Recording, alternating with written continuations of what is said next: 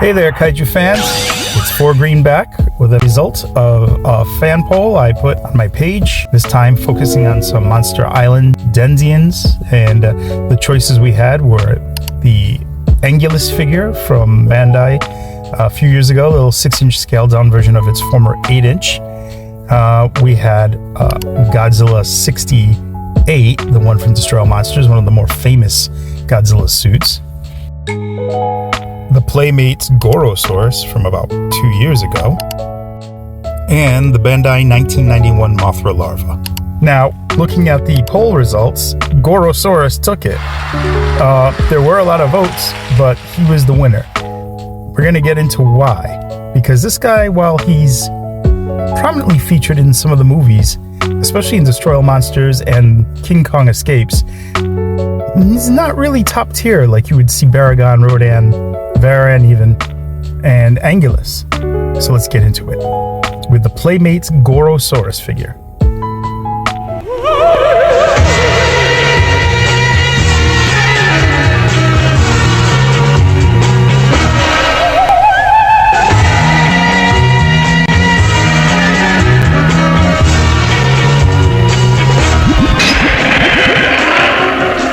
There's Gorosaurus!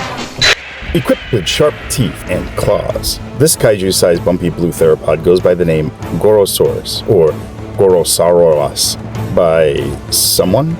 Debuting in the 1967 film King Kong Escapes, Gorosaurus played the role that all Tyrannosaur types play when they meet Kong, to fight him as they try to eat a blonde woman.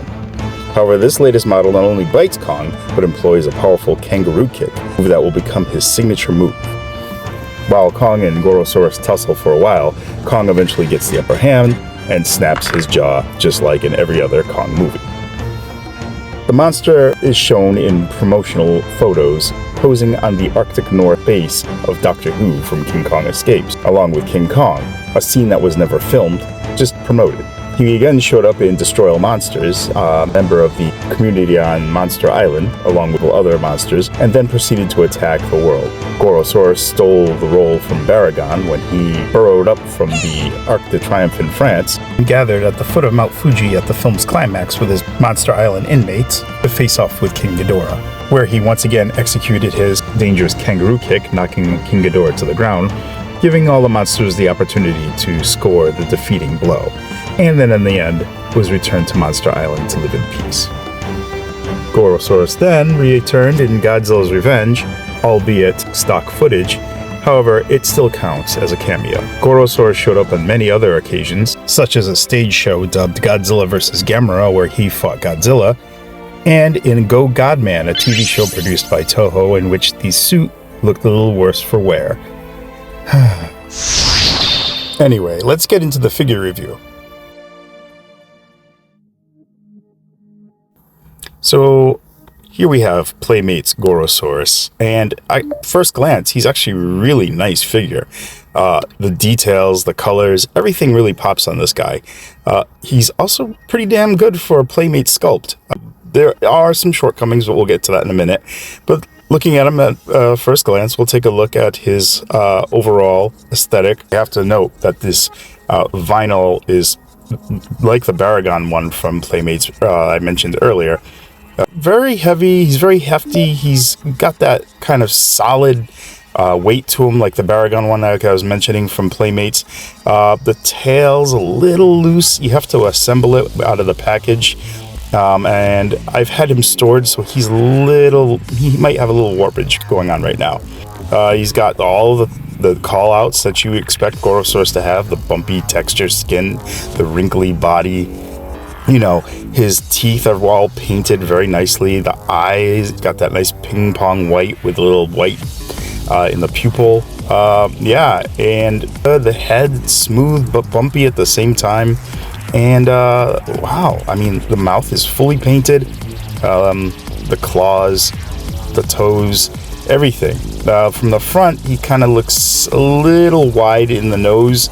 If you look at actual photos of Gorosaurus, he kind of has a narrow kind of snout, and I think that's the only, I guess, misgiving about this mold, is that it's not accurate in that sense. Looking at the back, You can see the nice sharp spikes going down his spine, down to his tail. Yeah, he's really sculpted very well, and I'm super impressed with this. He's definitely a bargain for what you would get in the store. I think he ran about $20, if that.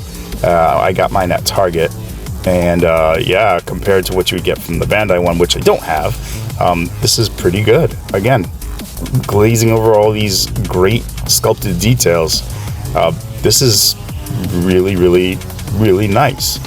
Look at that, the bottom of the toes, they're painted. Like, you don't see that on Bandai offerings. The legs are a little tight to move, but we'll get into the posability in a minute, the articulation. But mine, like I said, kind of warped, so they kind of are a little pushed in together right now. I think I'm just going to have to warm this guy up a little bit, get him back into his flat foot stance. But this guy is... Yeah, I can't believe I'm raving this much about Gorosaurus. But I think we have some really good, you know, sculpted lines. They got the physique really good, and man, look at the bottom of the tail. It's got those little ridges all over it. It's just fantastic. The paint, the nice blue-gray color that they chose as the base color, and then they got that nice off-white color for his underbelly. He's great. He looks fantastic. Just looking good. Kicking off our articulation, we'll start with, of course, the head, which can do a full 360 swivel. That's good. And then we have the arms. With a little effort, you can get them go all the way around. You do have to kind of force them past the thigh. You don't want to do that too much, because I know you don't want to scrape that paint off those nails. But the legs, that's a different story. Like I said, they're a little tight. They'll go the full circular movement with some effort, but you probably aren't going to be doing that anyway. And lastly, the tail, like I said, it's loose. It rotates really well, but I don't know. I feel like that could pop off, but surprisingly it hasn't. It's just kind of loose. It kind of dangles around a little bit, but that's fine. Really nice though. Excellent job, Playmates. I can't believe I'm giving you guys the accolades. You can even get him in the position to do his famed kangaroo kick with some effort. He looks really good though.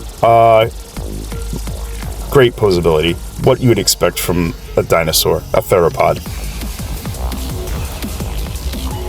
So, because he was in the poll with these other monsters, I'm going to compare him with them. The first up is Angulus. I think it's the 6-inch Monster Island series. And they look great together. I mean, if you first glance, if you looked at both, you would have thought they're from the same line. Gorosaurus fits in just perfectly with them, and he'll look really good on any kind of Monster Island display or any kind of diorama. Again, frustrating about those feet, but yeah, they look good. Angulus sizes up with them just right. And let's see, the colors are beautiful on this guy. I can't stop talking about the colors, and look at that. The back sides, you know, the textures on this guy, amazing. And yeah, next one. We have, of course, the classic 1968 Godzilla from Destroy All Monsters, the movie that these two shared the screen with. And they were also kind of like the leads in the battle against King Ghidorah. They did the most tackling with the giant three-headed dragon, along with Angulus, of course. I don't want to discredit him. But these two usually were side by side. Gorosaurus was almost like his second in command in a way. The way they both looked at each other and just said, let's charge him. But also you can recreate the Godzilla versus Gamera show, or imagine how it must have played out. Yeah, they scale very well next to each other. Love it. Love it.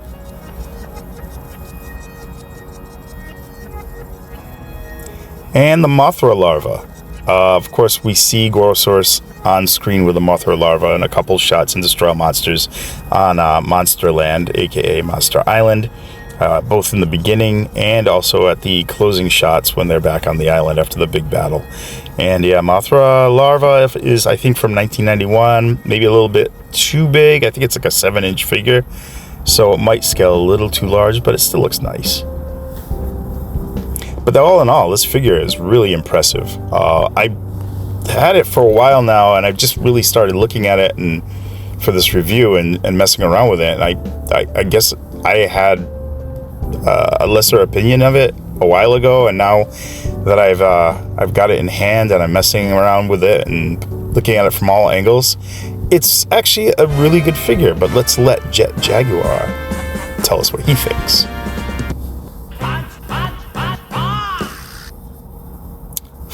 Four punches from Jaguar. That seems fair. While it is an amazing figure, it's not jumping off the shelf either at the same time. It captures all the things you come to associate with Gorosaurus, right down to his colors, that nice grayish blue skin, that nice off-white underbelly, the position, or the pose I should say. His posture is great. How I would remember him. Now, I know Bandai has a version of this, and I'm sure it's a lot more accurate because obviously my criticism of the monster snout. But other than that, I think this is a top tier for Playmates in terms of their offerings. And it actually makes me kind of sad that they stopped doing the classic Toho monsters, because I'd love to see what else they could have done. Yeah, that nose though, he needs a nose job. So I'd like to thank you guys for checking out this video. As you know, I have my channel, which is Showa Showcase, and there's plenty of other monster reviews for Bandai figures, Playmates figures. They're all vinyl focused, and other retrospectives and such, focused on the Showa era. If you like what you see here, please comment down below, like, share, and subscribe. And as always, I'll be back with more Godzilla content. I'll see you in the next one.